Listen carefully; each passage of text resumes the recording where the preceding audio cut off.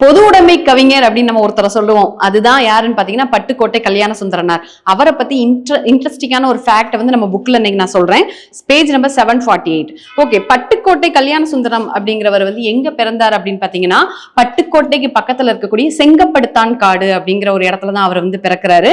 இவருடைய பெற்றோர் யார் அப்படின்னு பாத்தீங்கன்னா அருணாச்சலம் விசாலாட்சி அப்படிங்கிறவங்க தான். சரி, இவருடைய காலம் எப்போ அப்படின்னு பாத்தீங்கன்னா 1930 இருந்து 1959 வரை ரொம்ப குறுகிய காலம் தான் வாழ்ந்திருக்காரு. ஆனா பல சமூக புரட்சிகளை வந்து இவர் வந்து நடத்தியிருக்காரு.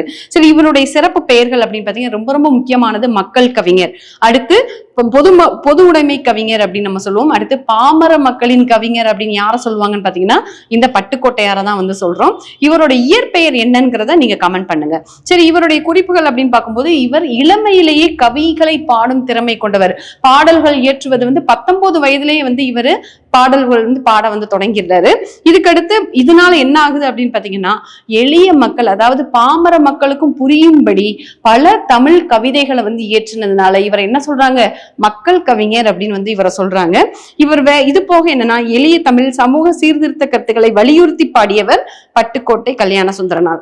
அது போக என்னன்னா உழைக்கும் மக்களின் துயரங்களையும் பொது உடைமை சிந்தனைகளையும் தூண்டுவதில் வல்லவராவதால் இவர் பொது உடைமை கவிஞர் அப்படின்னு வந்து சொல்றாங்க.